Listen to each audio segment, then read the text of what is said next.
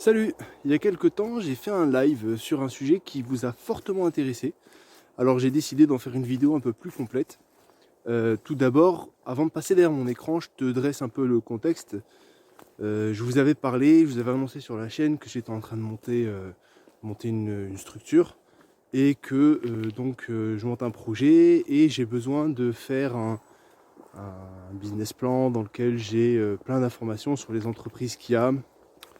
Donc sur la région, combien je vendrai ma solution, combien d'entreprises, pour avoir un chiffre d'affaires, pour voir combien de pourcentage d'entreprises je vise sur la région.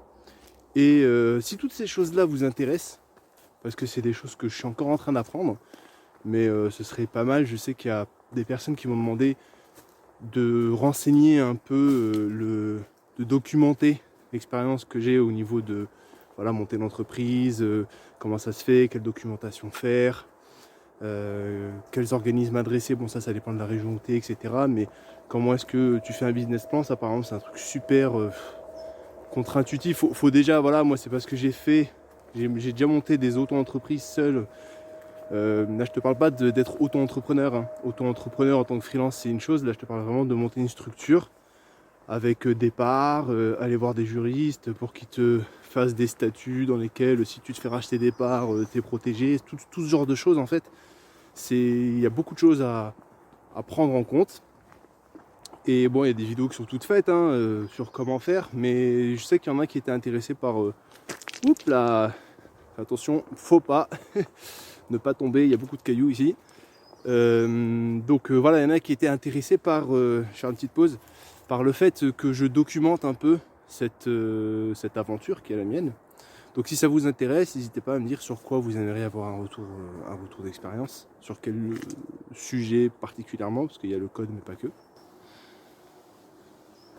Ok, donc on revient au sujet de la vidéo qui est spécifiquement de trouver des entreprises sur une région avec un certain secteur, parce que j'ai visé des entreprises d'un certain secteur et d'une certaine taille.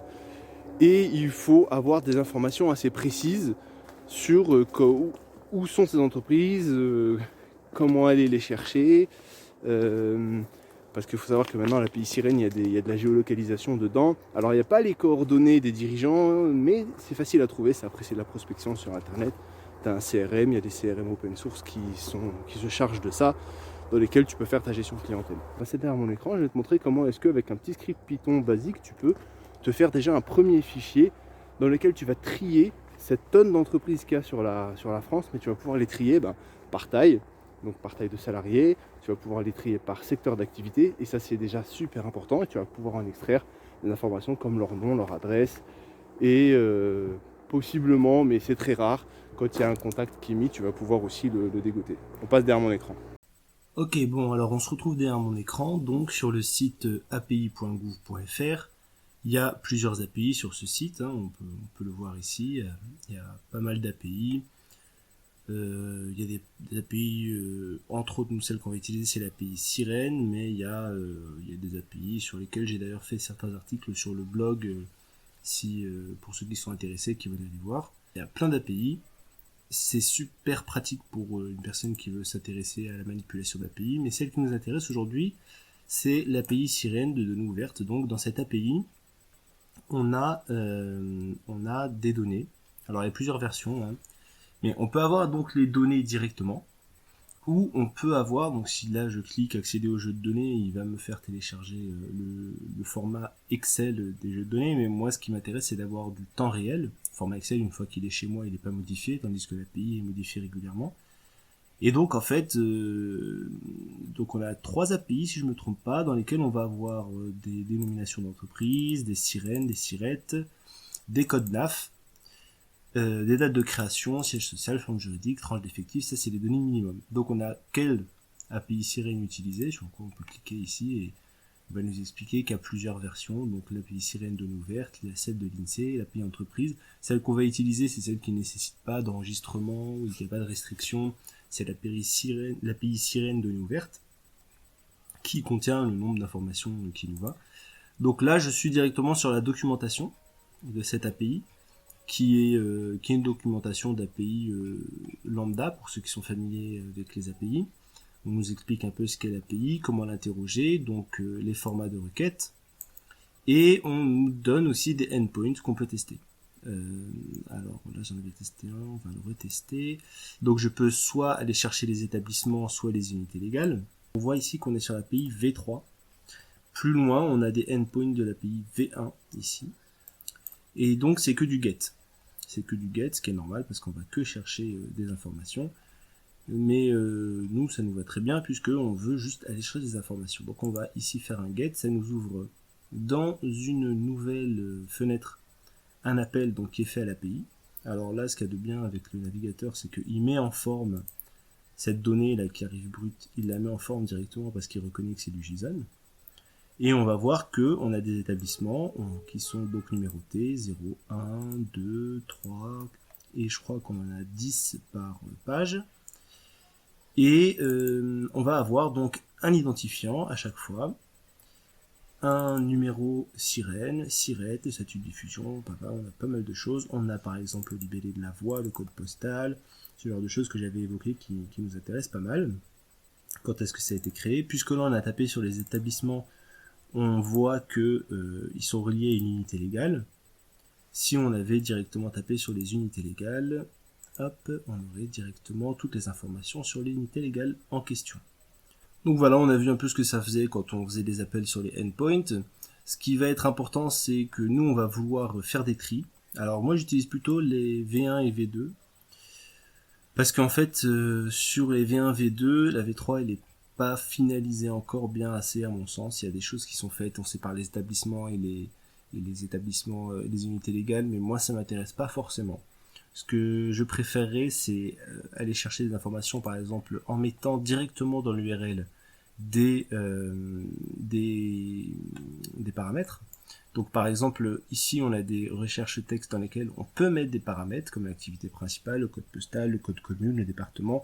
Et là on va pouvoir déjà trier sans avoir à boucler sur les résultats qu'on va chercher, au lieu d'aller chercher les résultats et ensuite de les exploiter côté client, donc avec notre code. On va pouvoir directement aller faire le filtre dans notre requête, donc ce filtre va être fait côté serveur par eux directement. Et donc on va pouvoir, alors vous voyez qu'on peut aussi avoir la position géographique, etc. Donc on va pouvoir créer des requêtes comme ça, c'est pertinent, d'ailleurs on va le faire. Ok, bon, on se retrouve directement dans l'IDE, donc j'utilise VS Code. Ici, l'avantage c'est que je peux avoir et le terminal et les fichiers, donc c'est mon espace de travail, tout en un. Là, le fichier, c'est le fichier qui récapitule, en fait, qui liste tous les codes NAF, les codes NAF APE, bon c'est pareil. Hein. Donc ce fichier, il est facilement trouvable sur Internet. Et je vais pouvoir aller prendre certains codes que je veux pour, par exemple, faire un premier tri dans ma requête. Tout d'abord, ce que je vais faire, c'est que je vais aller sur mon desktop. Sur mon desktop, et je vais créer un premier fichier. Ce fichier, je vais l'appeler demo.py. Ce sera donc un fichier en Python. Et je vais aller l'ouvrir ici dans mon IDE. Donc je vais ouvrir demo.py. Ok. Dans mon demo.py ici, j'ai mis quelques trucs. J'ai mis deux premières requêtes. La requête ici, la première, c'est une requête dans laquelle je passe donc trois paramètres. Le premier étant l'état administratif A, ça veut dire que l'entreprise est en fonction. Le département, j'ai mis le 13. Et la tranche d'effectifs des salariés de l'entreprise, elle est à 12. Il faut savoir que les tranches d'effectifs de salariés d'entreprise, elles sont normalisées. Si je mets tranche salariés entreprise sur Google, ce qui va me renvoyer, c'est ça. Donc on a des tranches d'effectifs salariés de l'entreprise et c'est... Donc on a 0, 0, 1, ça veut dire de 1 à 2 salariés, on a 12 par exemple qui est de 20 à 49. Moi dans la requête, j'ai mis, qu'est-ce que j'ai mis? J'ai mis 12, ok. Donc je vais chercher les entreprises qui ont de 20 à 49 salariés, qui sont encore en activité dans le département du 13. Donc pour pouvoir faire un appel sur cette URL en HTTP, j'importe la librairie request. J'ai déjà fait une partie du code, bon ça je vous renvoie au cours sur le Python sur la chaîne, dans lequel je fais un petit exemple où j'explique un peu cette librairie. Une fois que j'ai ça, ce que je vais faire, c'est que je vais printer ce que me renvoie. Hop, je vais printer ce que me renvoie ici, donc mon appel HTTP. Je sauvegarde, je lance mon fichier, donc Python, on est sur le Python 3, mon démo.py, et ici il va me renvoyer une réponse 200, ça veut dire ok, j'ai bien renvoyé le 200, le code HTTP 200, ça veut dire la requête a bien fonctionné. Ici, comme je sais que c'est du JSON, je peux prendre un raccourci et je récupère directement la chose sous format JSON, et donc il me renvoie le JSON directement. Et je vois qu'ici j'ai un total result, total page. Moi, ce qui va m'intéresser, c'est pour ça que j'ai laissé la deuxième requête, j'en ai pas parlé pour l'instant. Ce qui va m'intéresser, c'est le nombre total de pages. On voit ici, il est à 434. Ce qu'on va faire, c'est que on va mettre dans une variable, par exemple. Hop, ici on va mettre response, donc resp. La réponse avec un S, c'est donc la réponse à la requête sous format JSON. Et ce qu'on va faire, c'est que on va printer la clé, donc total page de ma réponse JSON. Ici, si je relance le code, il va me renvoyer 434. Donc il va bien me renvoyer le nombre de pages. Alors, très simple, ce que je vais faire, c'est que là, je vais mettre page number. Hop, on va mettre un S. On va stocker cette variable ici. Donc une fois qu'on a le nombre de pages, ce qui sera intéressant, c'est de parcourir ces pages. Donc pour parcourir ces pages, j'ai juste à rajouter en fait la deuxième requête. Si vous avez bien remarqué, c'est exactement la même que la première, mais avec un numéro de page. Ce que je vais faire donc ici, c'est que mon page number, je vais plutôt le décrémenter, parce que c'est reconnu comme un integer, donc comme un chiffre. Donc ce que je vais faire, c'est tant que mon page number va être supérieur à 0, en fait là ce que je vais faire, c'est que je vais printer mon page number pour le test uniquement pour l'instant, et bien sûr je vais décrémenter mon page number. Page number, donc on le décrémente de 1. Non, c'est pas ce, c'est celui-ci. Et on sauvegarde. Donc là, je relance le code. Et théoriquement, voilà, il décrémente le nombre de pages jusqu'à 1. Moi, ça me va très bien, parce que ce que je vais vouloir faire, c'est reprendre donc la requête. Vous voyez la même requête ici.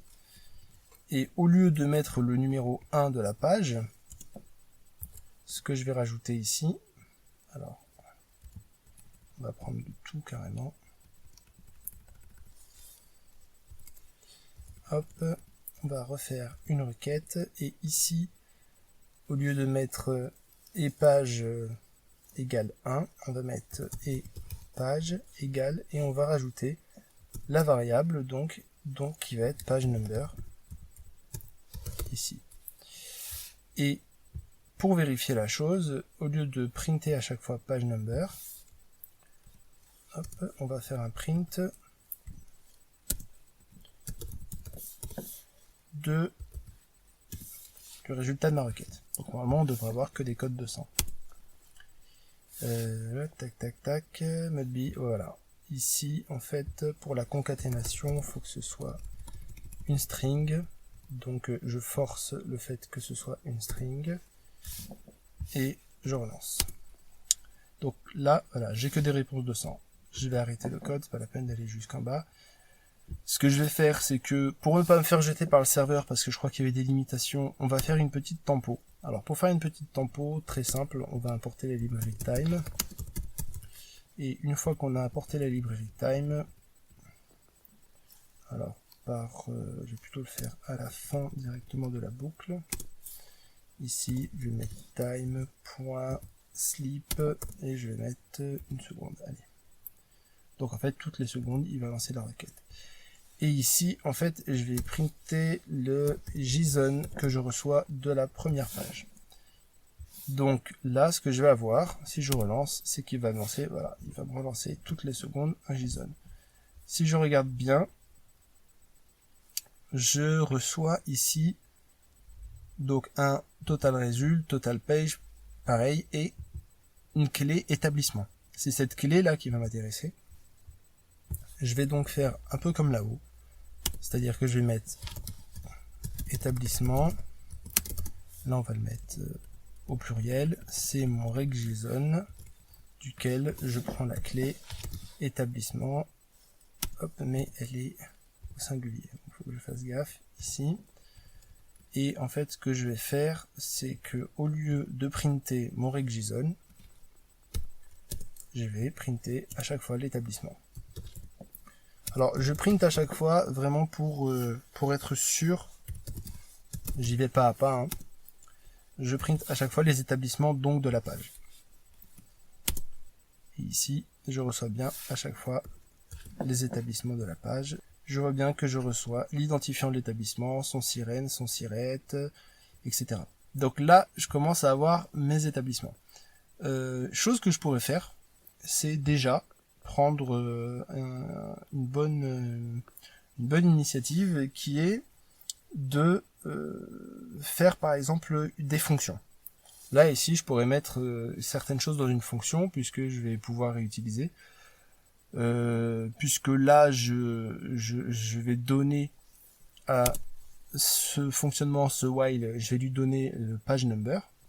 Et ben en fait ce que je vais faire, c'est que ce page number, je peux très bien le mettre en paramètre dans une fonction que j'appellerai par exemple get les établissements par exemple pour quelque chose de donné. Mais pour ça en fait il faudrait que j'ai deux variables. Ma première variable ici, ce serait le département. Ce serait assez intéressant d'avoir quelque chose de modulable en mettant par exemple mon département ici. Je le mets, je vais mettre comme ça directement, ça sera mieux. Je le mets en 13. Et mon état administratif, ça je veux que les entreprises donc je vais laisser, je vais pas en faire une variable, mais par contre la tranche effective de salariés d'entreprise, ça, je vais mettre à 12 également. Donc, je vais mettre tranche, non, je vais mettre plutôt effectif. Effectif égale 12. Et je vais aussi le mettre comme ça. Donc, en fait, ce qui va se passer, c'est que ça va faire exactement la même chose. Si je fais ça, donc là, département, je mets mon département. Et si tranche effectif salarié d'entreprise, ici, au lieu de mettre 12, je mets ma variable, hop, qui est effectif. Bon, je relance pour vérifier que ça marche. Ça marche, oui, c'est bon. Là, en fait, l'avantage, c'est que je vais pouvoir donner des paramètres. Ça veut dire que si je fais une fonction ici, que j'appelle, comment est-ce que je pourrais appeler cette fonction ? Pour l'instant c'est une fonction main, on va l'appeler main par exemple, main function, allez soyons très original. En fait dans cette main function, ce que je vais faire, c'est que je vais mettre ce code là et je vais lui passer trois paramètres à cette fonction. Le premier paramètre, ça va être le nombre de pages, hop. Le deuxième paramètre, ça va être le département. Et le paramètre d'après, ça va être les effectifs. Je vais faire une fonction qui va aller chercher le nombre de pages pour certains arguments donnés. Donc par exemple, on va dire, cette fonction, on va l'appeler getPageNumber, par exemple. Et on va prendre le nombre de pages pour, par exemple, un département et des effectifs en entrée. Une fois que j'ai donné un département et des effectifs en entrée, Ce que je vais faire, c'est que je vais faire encore la même chose. Je vais aller faire une requête. Celle-ci, en fait, je vais juste la faire pour aller chercher mon nombre de pages. Donc, ce que je vais faire là, c'est un peu la même chose. Ici, je vais mettre nombre de salariés d'entreprise. Je vais mettre ma variable qui est effectif, donc les effectifs de l'entreprise. Et département, je vais mettre également ma variable qui est département. Maintenant que j'ai ça, ce que je vais retourner, c'est, alors ici, pourquoi je me souligne avec machin là, qu'est-ce qu'il me dit? Unused, d'accord, ok, c'est pas utilisé, on va utiliser de suite. Je vais retourner, donc mon rec.json,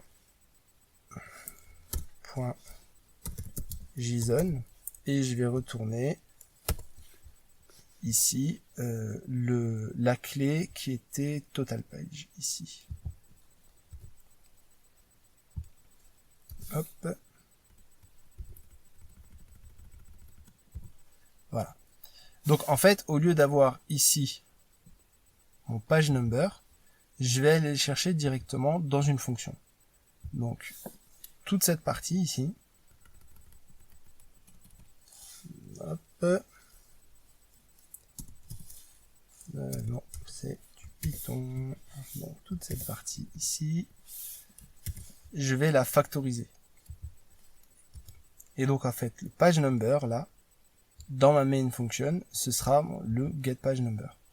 Donc il y a plusieurs manières de faire à ce stade-là pour scripter.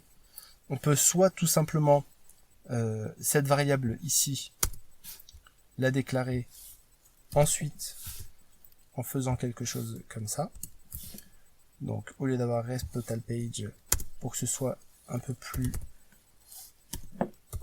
lisible, on va mettre ici, on va mettre donne-moi les pages totales pour mon département, donc qui va être le 13.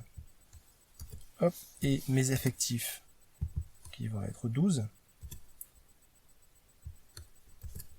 Donc là en fait cette variable là je n'utilise plus. Hop, alors voilà, je n'utilise plus. Et si je relance en fait, on est d'accord que pour l'instant ça fait, alors oui parce que je n'ai pas lancé ma main function. Si ma main function, je vais lui mettre donc les page number. Hop, je vais lui mettre également le département. Est-ce que c'est bien dans cet endroit-là? Oui, département et effectif. D'accord, donc une fois que je lance ça, je vais avoir la même chose. Seulement l'avantage, c'est que maintenant j'ai des fonctions qui s'en chargent. Donc ici, ces deux fonctions, je vais pouvoir aller scraper un peu d'une certaine manière en combinant ces deux fonctions-là. Ça, tout ça, je le vire. Ici, je veux pas que le département 13, mais je veux les départements de la région. Donc j'ai le 13, j'ai le 04, j'ai quoi aussi? J'ai le 84, j'ai le 83. Ça c'est ceux de la région. Après je sais plus lesquels il y a d'autres. Il y a le 06. Hop. Et voilà. Donc disons que là pour l'instant je veux parcourir ces départements-là. Déjà là ça va être un peu plus facile pour moi, plutôt que de recopier le code à chaque fois, des requêtes pour aller chercher le nombre de pages, etc. Tout ce que j'aurai à faire, c'est que je vais, pour un département donné, on va l'appeler dpt in département. Hop, département. Donc là, théoriquement, si je veux être plus pointilleux, il faudrait que je mette un S ici. Mais on fera ça plus tard. Donc pour département, dans mes départements, mon page number, il est égal à ma fonction donc qui va aller chercher le nombre de pages en fonction cette fois-ci du département indexé. Donc je vais lui donner dpt ici. Et je vais lui donner les effectifs. Là, on voit déjà qu'on va pouvoir aussi boucler sur les effectifs et faire des boucles qui s'imbriquent. Mais pour l'instant, en fait, tout ce que je veux, c'est voir si ça va fonctionner. Et donc, ce que je vais printer, c'est que je vais printer mon... hop, alors ça, j'aime pas trop le truc, mais bon, mon page number. J'aime pas quand ça affiche des fenêtres à chaque fois. Donc là, c'est pas ça. Je suis allé trop vite. Voilà, je print mon page number. Là, je vais enlever. Je vais commenter tout ça. Et je vais également commenter ma main function pour le moment. Si je relance, ce qui va se passer, c'est qu'il va m'afficher à chaque fois le nombre de pages pour chacun des départements. Et donc ce que je vais faire, c'est que je vais pouvoir mettre ma main function directement dans ma boucle. Et pour chaque département, avoir l'établissement de chaque page. Donc pour ce faire, puisque maintenant j'ai une fonction main, ici, alors celui-là, ce que je vais faire, c'est que je vais le virer. Hop. La fonction main ici, je vais lui donner, hop, donc,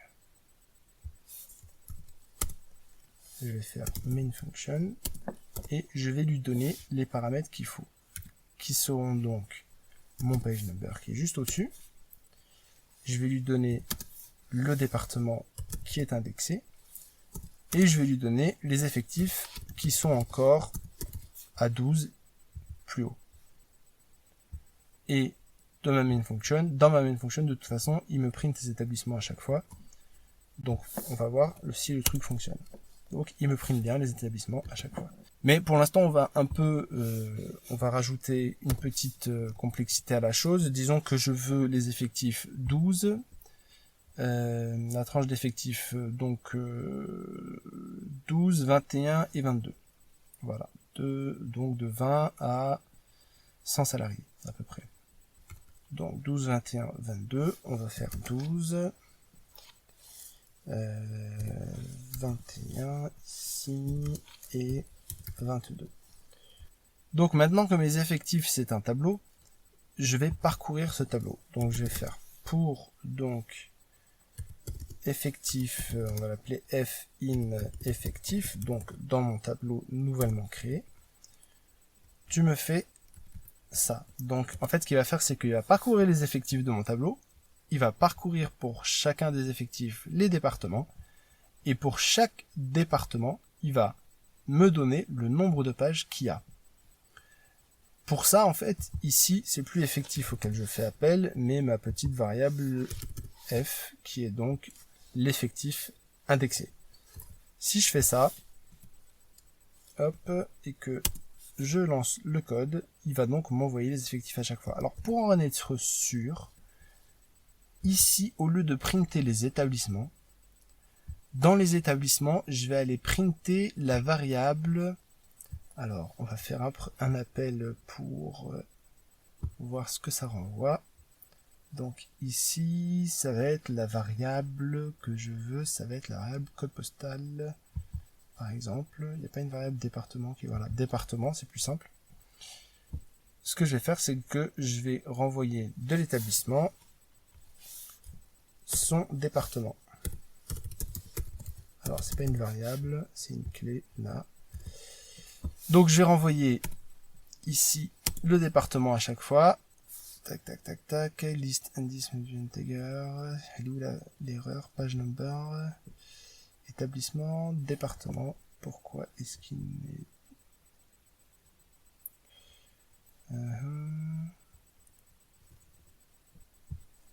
D'accord, parce qu'il le reconnaît comme un integer, il faut donc que je force le fait que ce soit un string pour qu'il puisse le printer. Ok.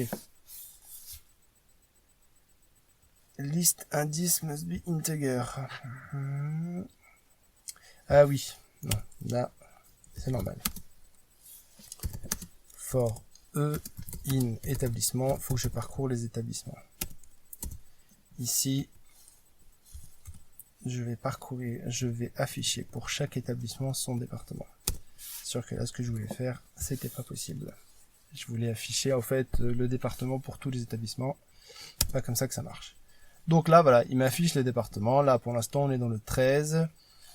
Alors, comme il va y en avoir beaucoup, avant qu'on passe au 4, ça peut prendre du temps. Donc, ce qu'on va faire, c'est que pour vérifier que ça marche bien comme on veut, on va couper ça, sauvegarder, relancer, et là, il part bien à partir du 4. Ok, donc, ça marche. Ici, à partir de ce moment-là, on a parcouru nos effectifs, on a parcouru le département, et on a, pour le département, récupéré à chaque fois le nombre de pages. Pour avoir les résultats de chaque page, ben on donne le nombre de pages directement à notre main function, qui elle va nous donner pour chaque page les effectifs en fonction, les informations de l'entreprise en fonction du département et des effectifs. Là, dans ma main function, en fait, ce que moi j'aimerais faire, c'est faire un nouveau fichier. Donc pour faire un fichier, on va appeler ça fichier, et on va ouvrir un fichier qu'on va appeler demodata.csv, et on va l'ouvrir en write, en écriture.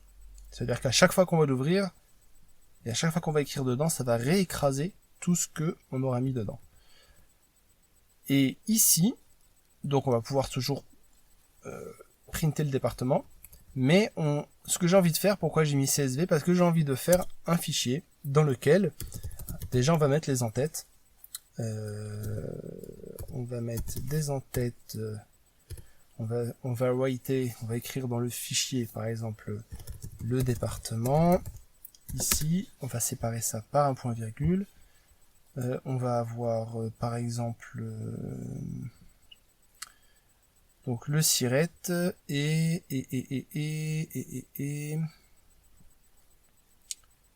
est-ce qu'il n'y a pas un nom un peu plus...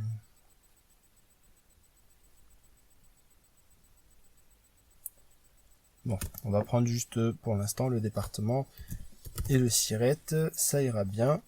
Et on va mettre à la fin un saut de ligne. Donc en fait un fichier CSV c'est ça, hein. C'est juste un fichier qui est fait avec des délimitations. On a choisi comme délimitations entre les colonnes un point virgule. Et en fin de ligne, un saut de ligne, ce qui est le plus courant. Donc ce qu'on va faire, c'est que dans ce fichier là, qu'on n'oubliera pas de fermer ici. Hop.